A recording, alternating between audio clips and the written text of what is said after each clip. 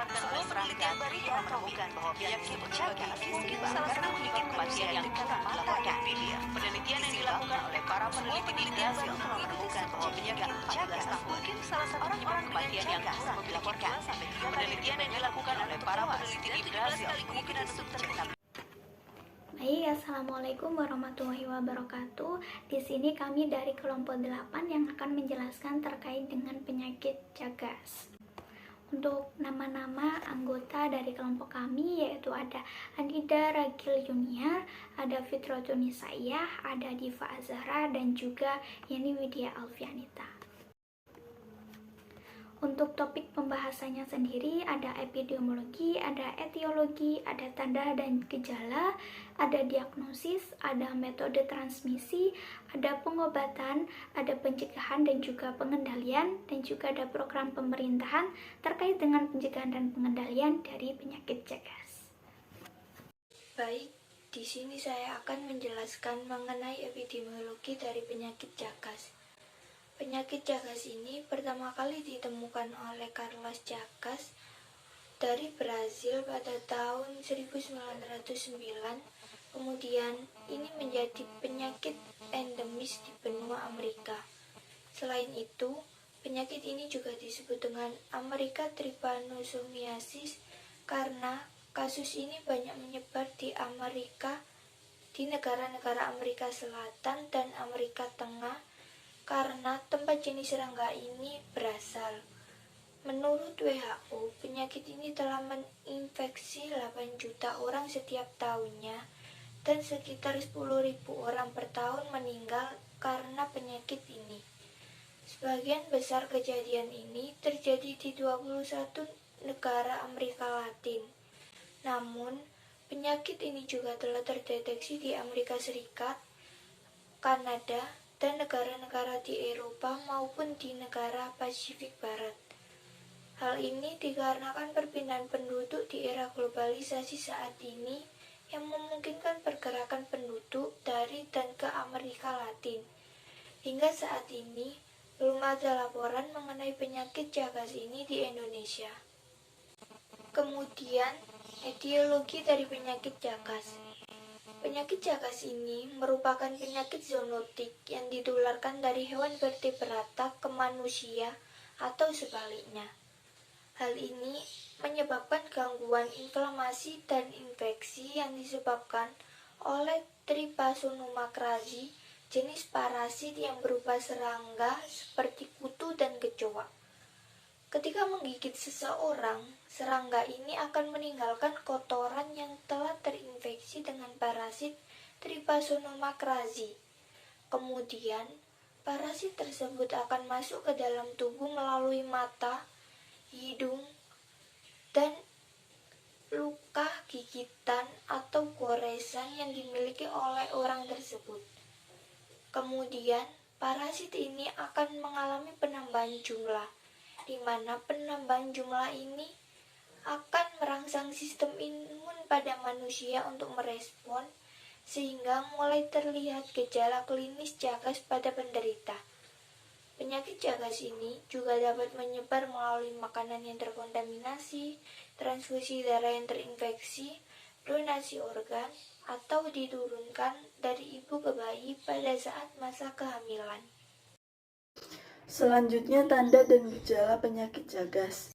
Tanda dan gejala penyakit Chagas dibagi menjadi dua, yaitu tanda gejala akut serta tanda gejala kronis. Fase akut bisa berlangsung selama beberapa minggu sampai berbulan. Tanda gejala penyakit Chagas akut ini meliputi bengkak di bagian yang tergigit serangga, mual muntah dan diare, demam lemah dan lemas, ruam kulit dan kelopak mata yang membengkak, hilangnya nafsu makan, serta pembengkakan hati dan limpa. Selanjutnya, tanda dan gejala penyakit Chagas kronis. Tanda dan gejala ini dapat muncul 10-20 tahun setelah terinfeksi penyakit Chagas. Dan tanda Chagas kronis ini antara lain sakit perut, sulit menelan, henti jantung mendadak, gangguan irama jantung, dan gagal jantung. Kemudian diagnosis. Untuk metode diagnosis sendiri ada dua, yaitu metode pemeriksaan primer dan metode pemeriksaan penunjang. Metode pemeriksaan primer ini terdiri atas pemeriksaan fisik, yaitu awalnya dokter akan menanyai kepada pasien tentang gejala yang dialaminya serta faktor-faktor lain yang mendukung terjangkitnya penyakit Chagas ini kepada pasien. Kemudian setelah dilakukan pemeriksaan fisik, dokter akan menyarankan untuk tes darah. Tes darah ini bertujuan untuk memastikan keberadaan parasit T. cruzi dalam tubuh serta untuk memastikan seberapa banyak kadar protein untuk dalam sistem imun tubuh untuk memerangi parasit T. cruzi ini. Kemudian jika pasien teridentifikasi positif penyakit Chagas ini, maka akan dilakukan pemeriksaan penunjang yang meliputi endoskopi untuk melihat kelainan di dalam sistem pencernaan pasien. Yang kedua ada foto ronsen dada untuk melihat kondisi jantung dan paru-paru pasien. Yang ketiga, USG jantung untuk melihat performa jantung dalam memompa darah. Dan yang terakhir ada tes EKG atau tes rekam jantung untuk melihat aktivitas listrik dalam jantung pasien. Selanjutnya di sini ada metode transmisi untuk penyakit Chagas. Yang pertama itu bisa melalui gigitan serangga Triaotomine atau kissing bugs yang sudah terinfeksi parasit Trypanosoma cruzi. Nah, selain melalui gigitan serangga, penyakit Chagas juga bisa ditularkan melalui transfusi darah dari pendonor yang terinfeksi penyakit tersebut. Bisa juga ditularkan melalui penularan kongenital atau infeksi dari ibu kepada bayinya yang baru lahir selama masa kehamilan atau persalinan. Lalu juga bisa ditularkan melalui transplantasi organ menggunakan organ dari pendonor yang terinfeksi penyakit Chagas. Lalu bisa juga ditularkan melalui saat mengonsumsi makanan yang sudah terkontaminasi dengan kotoran dari serangga Triaotomine atau kissing bugs yang terinfeksi parasit tersebut. Pada video ini dijelaskan bahwa serangga Triaotomine atau kissing bugs ini biasanya lebih sering sembunyi pada siang hari dan keluar pada malam hari, khususnya untuk menghisap darah manusia yang sedang tertidur. Nah, setelah menggigit serangga yang sudah terinfeksi parasit Trypanosoma cruzi ini biasanya akan langsung membuang kotoran. Nah, kotoran yang mengandung parasit ini dapat masuk ke dalam tubuh manusia melalui mata, mulut, atau luka terbuka pada kulit seperti luka garukan atau luka dari gigitan serangga tersebut. Nah, setelah masuk ke dalam tubuh melalui kulit, parasit akan berkembang biak atau berkembang, kemudian akan menyebar ke dalam tubuh. Nah, pada saat fase akut ini akan muncul gejala sekitar kurang lebih 2 bulan. Namun beberapa orang biasanya tidak tahu jika mengidap penyakit Chagas karena gejalanya yang ringan seperti demam, pusing, ruam pada kulit, lelah dan lemas, bengkak di bagian yang digigit serangga tersebut, serta kelopak mata yang membengkak. Nah, gejala penyakit Chagas pada fase akut umumnya hilang dengan sendirinya. Namun, pada beberapa kasus juga, infeksi yang tidak ditangani dapat berkembang ke fase kronis.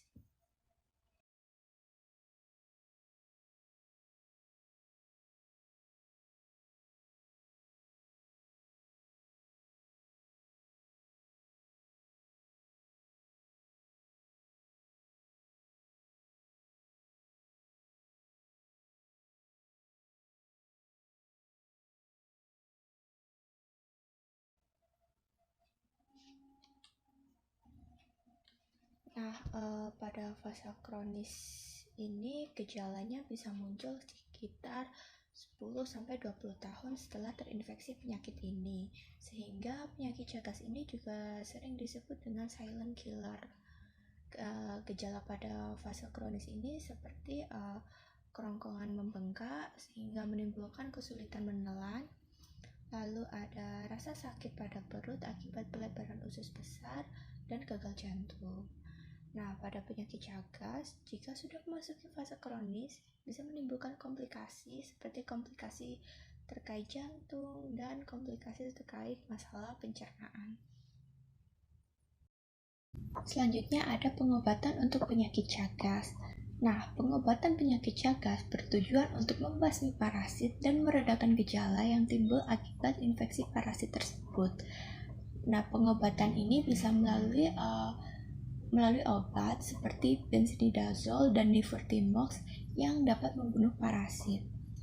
Untuk penggunaan obat ini perlu dikonsultasikan dengan dokter atau tenaga medis profesional lainnya. Obat ini harus dikonsumsi selama kurang lebih 2 bulan. Lalu kedua obat ini sangat efektif untuk melawan penyakit Chagas bagi penderita dengan gejala akut. Semakin lama parasit tersebut mengendap di dalam tubuh, maka akan lebih banyak berkurangnya efektivitas pengobatannya.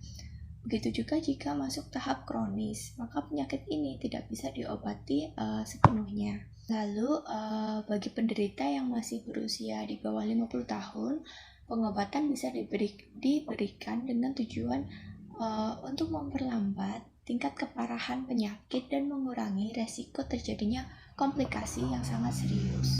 Ketujuh yaitu ada pencegahan dan juga pengendalian. Baik, di sini saya akan menjelaskan terkait dengan pencegahan dan juga pengendalian dari penyakit Chagas. Jadi untuk pencegahannya sendiri yaitu dilakukan dengan penyuluhan kesehatan terkait dengan cara penularan dan juga bagaimana mengatasi terkait dengan penyakit Chagas, kemudian menjaga kebersihan diri dan juga lingkungan, mulai dari mandi 2 kali sehari, membersihkan tempat tidur, membersihkan lingkungan dari semak-semak seperti itu, kemudian melakukan screening terhadap darah yang sudah kita ketahui bahwasanya penularannya sendiri bisa melalui transfusi darah. Nah, untuk cara pengendaliannya sendiri, kita dapat melakukan penyemprotan dengan insektisida pada vektor yang ada, kemudian menggunakan kelambu di saat tidur, karena kebanyakan dari hewan sendiri atau vektor sendiri itu berada di sekitar tempat tidur, seperti di bawah kasur ataupun di lemari. Untuk selanjutnya bisa menghilangkan tempat perindukan dari vektor tersendiri. Nah, untuk selanjutnya yaitu terkait dengan program pemerintahan dari penyakit Chagas. Dalam hal ini sudah diketahui ya bahwasanya infeksi dari hewan Triatoma sp di Asia Tenggara termasuk juga di Indonesia belum banyak dilaporkan. Nah, dalam hal ini yang saya ketahui terkait dengan program pemerintahan ini masih dilakukan yaitu penyuluhan kesehatan, meskipun hanya ada di daerah-daerah tertentu saja. Sekian presentasi dari kelompok kami. Mungkin apabila ada pertanyaan dari teman-teman bisa langsung chat kepada anggota kelompok kami. Wassalamualaikum warahmatullahi wabarakatuh. Selanjutnya tanda dan gejala penyakit Chagas. Tanda dan gejala penyakit Selanjutnya di sini ada metode transmisi untuk penyakit Chagas. Nomor 7. Kemudian